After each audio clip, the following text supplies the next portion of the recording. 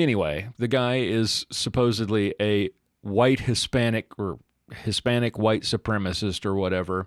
He was white in the same way that George Zimmerman was a white Hispanic, of course. Race is only a factor in these incidents when the perpetrator is a white male.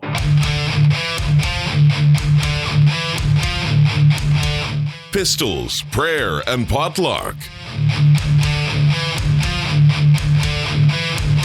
This is Armed Lutheran Radio.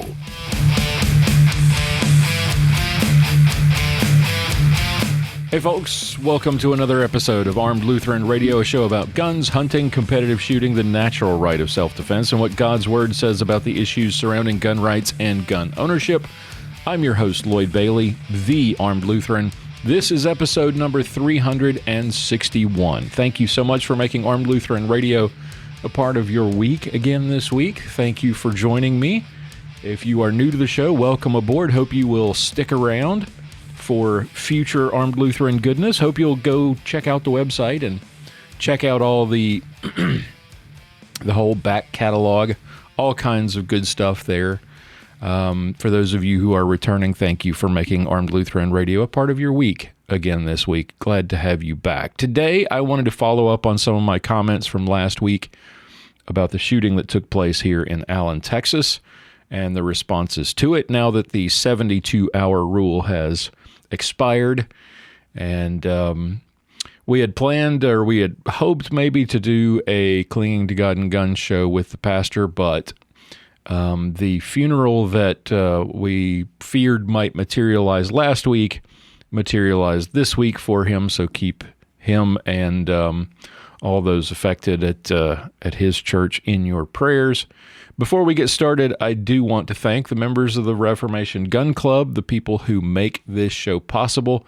This week's shout out goes out to Dan from Enumclaw, Washington, Donnie from White Bear Lake, Minnesota, Jerry and Billy from Deer Lodge, Montana, William from Duncanville, Texas, Luke from Seymour, Indiana, John Nielsen, Robert from Bothell, Washington, Mike from Hiram, Georgia, the disreputable Bartlett, Kevin from Fairfax, Missouri, and Paul from right here in McKinney, Texas. Thank you all so much for making Armed Lutheran Radio a part of your week, and thank you all so much for supporting the show over the years. Folks, Armed Lutheran Radio is listener-funded, and we rely on the people like the ones that I mentioned and many more to help keep the lights on. We don't have any advertising. We don't have any sponsors. This little plug for the Gun Club is as much of an advertisement as you're going to hear in this show.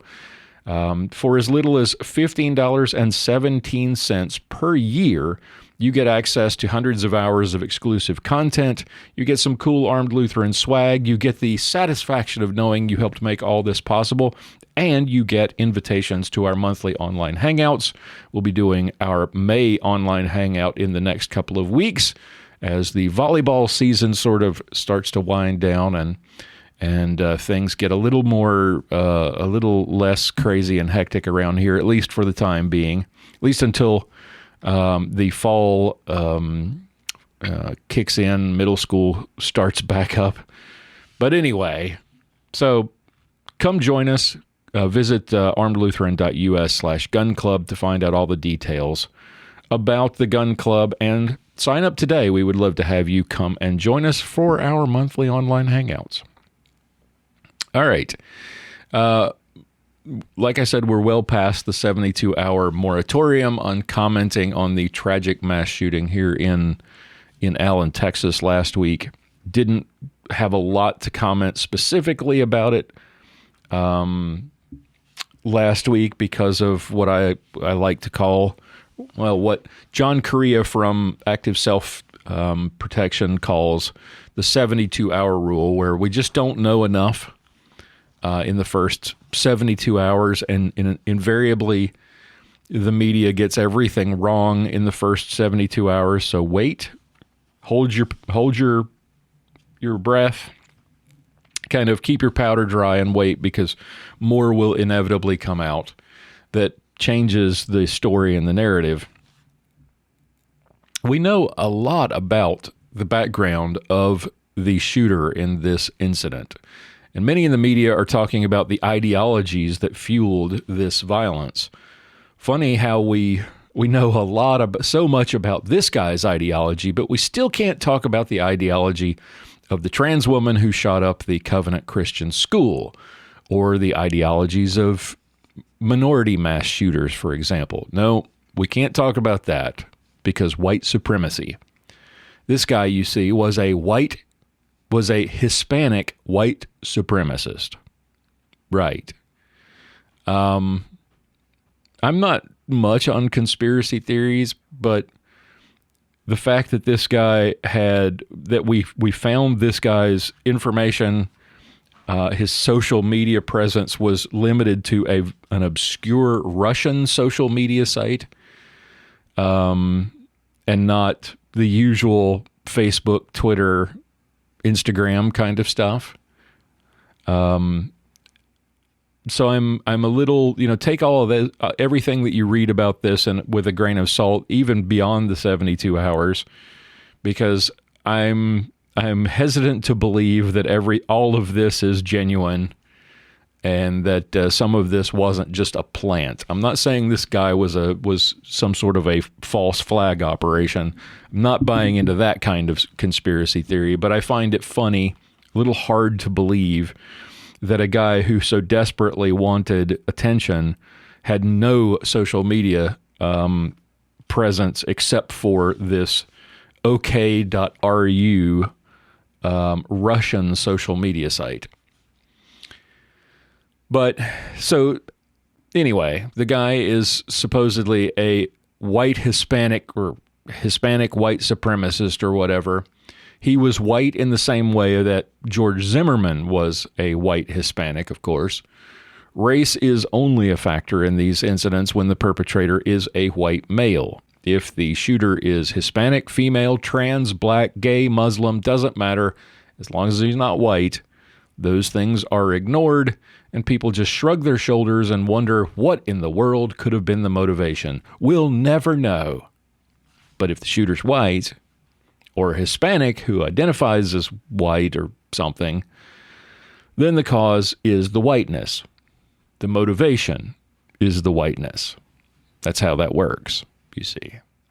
There have been lots of complaining around the country and here in Texas about raising the age to buy a weapon.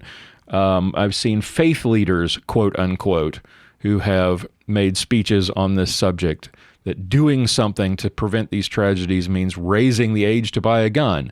How would that have helped? This guy was 33. So unless you're going to raise the age to buy a gun to the minimum age to run for president, then it wouldn't have mattered. The minimum age to run for president, by the way, is 35, for those of you who don't know.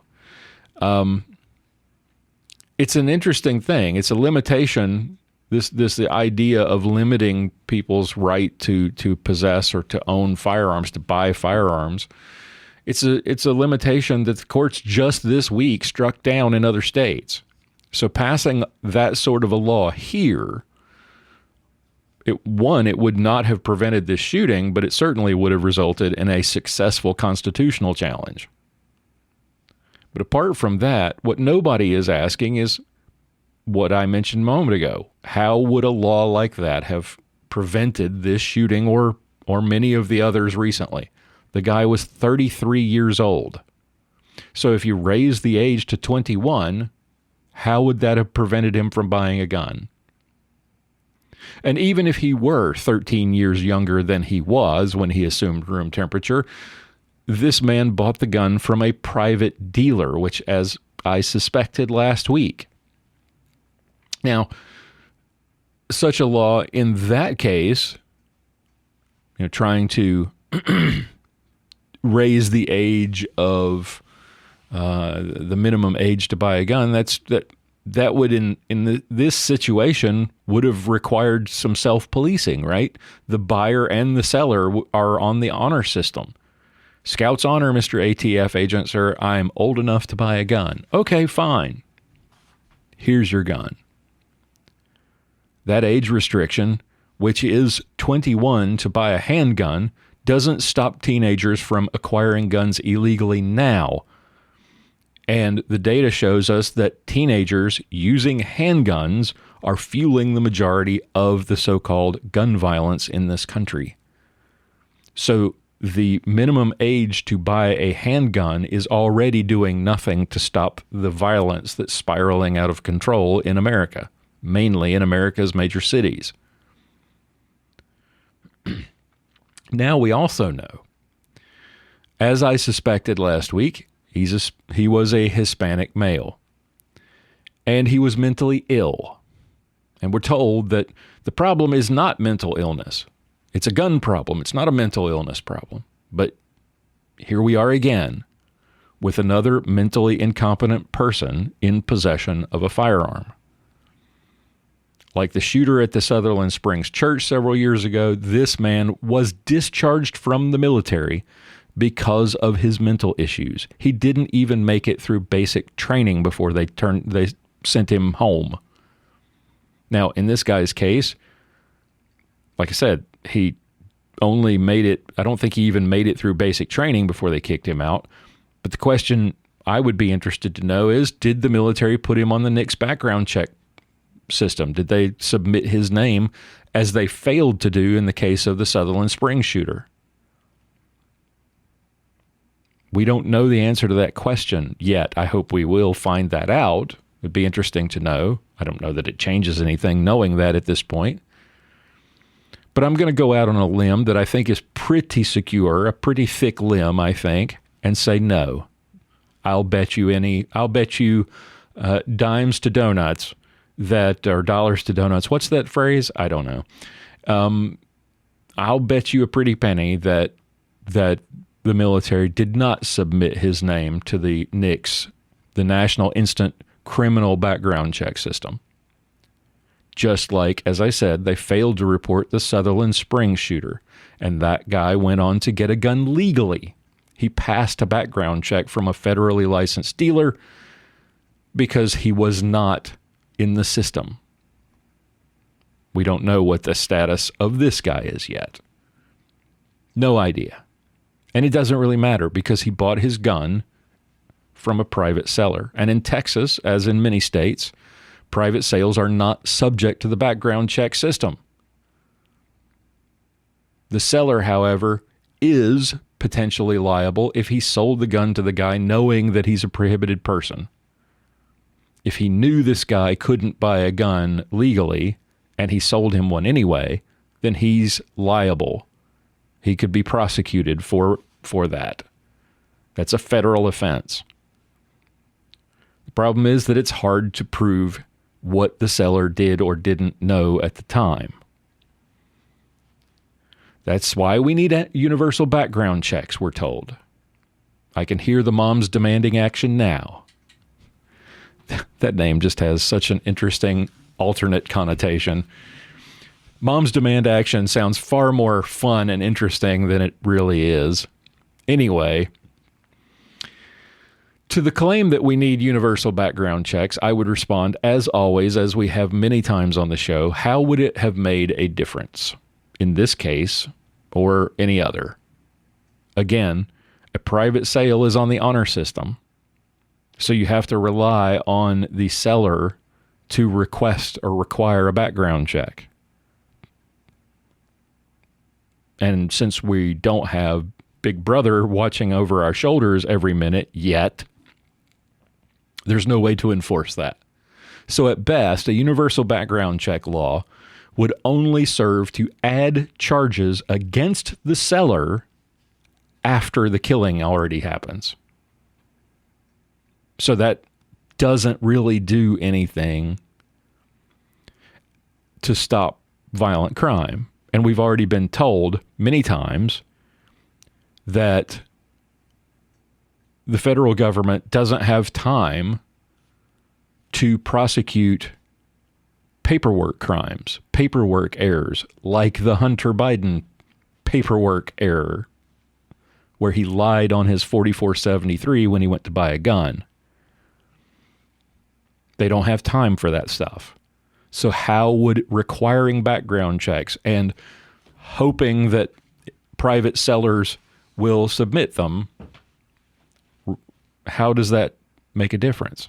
It doesn't. It might have a chilling effect on private sales, which I think is what the ultimate goal is, that people might be more careful to avoid potential problems with the law, but that's not a solution. Those who don't care about the law will still ignore it. I'm looking at you, Chicago. And I don't mean to make Chicago the constant whipping boy, but it is what it is. As I have suggested before, we should make the background check system available to all Americans, not just licensed gun dealers. That way, if a scrupulous person wanted to make sure that the person they're selling a gun to is not a prohibited person, they could do that. In fact, let me give you kind of an anecdote or sort of relate an example here. So from personal experience, when I have sold guns in the past, one of the things that I have required is, all right, do you have a Texas license to carry? And if they say, yeah, and they can show me they have a license to carry, I feel safe and comfortable selling the gun to that person. If they hem and haw about it, or they object, then I know this isn't a person I'm going to sell a gun to. So if you gave Americans the tools to actually perform a background check privately, and you said, and allow someone like myself, a private citizen, to tell a potential buyer, hey, do you mind submitting to a background check? And their response will tell you whether or not they're safe to sell to. This still, though, doesn't prevent unscrupulous people from selling guns to anyone they want to. As an example, I will again point to Chicago. Vast numbers of teenage prohibited persons with guns shooting and killing each other every single weekend, and innocent bystanders as well. Universal background check laws would not have any effect on those sales or transfers. They would not stop illegal transfers and sales anywhere else in the country either, so it's not just Chicago. This guy was already prohibited from owning or possessing a firearm because of his mental health discharge from the military, and he still got a gun. And we've said before, and I've mentioned it last week, prohibited people will find a way. Universal background checks and age restrictions will only affect law-abiding citizens. We already have plenty of examples of these policies failing to stop killers. What we need to do is to loosen restrictions on law-abiding citizens. I know that sounds counterintuitive, but allowing them to protect themselves and their families from the criminals that woke prosecutors allow to remain on the street. I mean, this guy had a lengthy rap sheet and was still out on the street. He had convictions for aggravated assaults.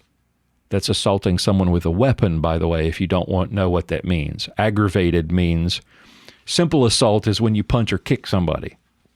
Aggravated assault is when you bring a weapon to the party. Violence against minors and the elderly is also something that he was convicted of. Theft, drugs, and more. And yet, this guy still managed to get his hands on a gun. He didn't do it at a gun show. He did it, maybe he did. I don't know that piece of it. But he didn't go to a licensed dealer at a gun show. He didn't go to a gun store. He bought it from some other citizen who apparently is not very perceptive and didn't think this weird Hispanic guy with a supposedly covered in Nazi tattoos was maybe not a good choice to sell a gun to.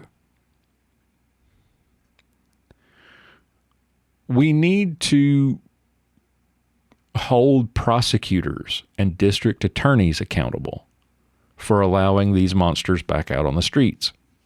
When a person proves that they have no business being out among polite society, they should be locked up and kept there. And yet we constantly see in places like New York and Chicago and Seattle and Portland and other places, parts of California, woke prosecutors who decide to give these people one more chance. We need to hold the military accountable for failing to submit the names of shooters to the NICS system when they've been discharged for mental health reasons. A dishonorable discharge for mental health reasons is a strike in the NICS system. It should prevent people like this guy from getting a gun. Now, I'm not saying that the background check system would have stopped this. Obviously, I'm not contradicting myself. But the guy in Sutherland Springs, he got a gun legally despite the military discharging him for being a nutcase. We need to put criminals behind bars and keep them there. If that means building more prisons, so be it. We have been wasting so much money, hand over fist, and so many boondoggles, and we spend so much time, money, and energy trying to restrict the rights of law-abiding gun owners. Surely we could funnel some of that time and energy and money into more prisons. Harsher sentences for gun crimes would be nice too. No parole for murderers, and public executions for mass killers. The fact that the Parkland shooter, the fact that some of these other killers are still alive and haven't been publicly executed is criminal it's a monstrous failure of our legal system. We don't have a justice system. We have, as I've said many times, we have a legal system, and it fails us every single day.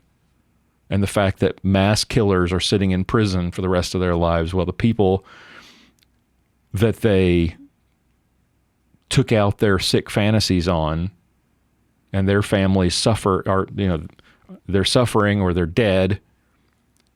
It's a travesty. We need to hold governments and businesses accountable for killings in gun-free zones. You're going to put a sign up that says I can't carry my firearm in a particular area, and then somebody does bring a gun in and kills people, and the law-abiding citizens who obeyed the law don't have their firearms. Yeah, you the business, you the corporation, you the local and federal government should be held accountable. We should hold law enforcement accountable for their failures to stop mass shooters like we saw in Parkland, the cowards that we saw in Parkland, Florida, and in Uvalde, Texas. You're going to put on the badge, and you're standing. I understand the Supreme Court has ruled multiple times that the police have no obligation to risk their lives to save yours. But if you're going to put on the badge and you're going to stand outside of a school and listen to kids getting gunned down, you have no business putting a gun on and wearing a badge. Just listen to the 911 call. The call from the police officer or the security guard or police officer who stopped this guy in Allen, Texas. He called and said, send everybody. And then he went after the guy himself alone and took him out. And yet we had a dozen guys standing outside the school in Uvalde, Texas, and a dozen standing outside in Parkland, Florida, doing nothing.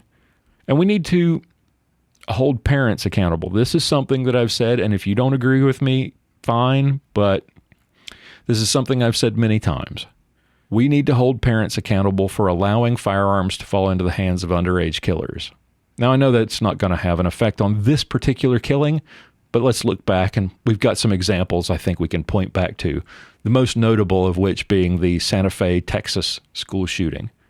If you can be held liable for the damage caused by your freaking dog if you fail to properly restrain him, then you should be liable if you give your kid a gun or make them available to them, especially in the case of Or was that shooting where the kid was mentally ill? Parents knew it, and they thought, hey, you know what would be great? If we took the kid shooting and gave him a gun. And if that happens, yeah, parents, you're liable. You should be. Until we do more to restrict the rights of criminals and killers, and to do more to allow common, everyday, law-abiding citizens to protect themselves, I'm not interested in a conversation about guns. I don't want to hear any talk about restricting gun rights or common sense solutions when the most common sense solution is to restrict criminals, not the rights of tens of millions of gun owners who are just as angry and just as heartbroken at these tragedies and whose guns and freedoms did nothing to cause them. Let me know your thoughts. I'd love to hear your thoughts on this matter. What do we do to stop these things? How do we make changes? So visit our feedback page, armedlutheran.us/feedback. We'd love to hear from you. Leave us a voice message, and we will play it in a future episode and respond to it. Hopefully, we'll be back together with Pastor Bennett next week. If not, or I may be setting up the May online hangout. Probably not this coming week. I'm thinking it's probably going to be the last, or 2 weeks from now. Give us enough time to sort of promote it and everybody to sort of get their lives to settle down after school starts to wind down for the summer. So check us out next week. Whatever it is we do, hope you'll come back and listen. Until then, keep shooting, keep praying. We'll talk to you next time.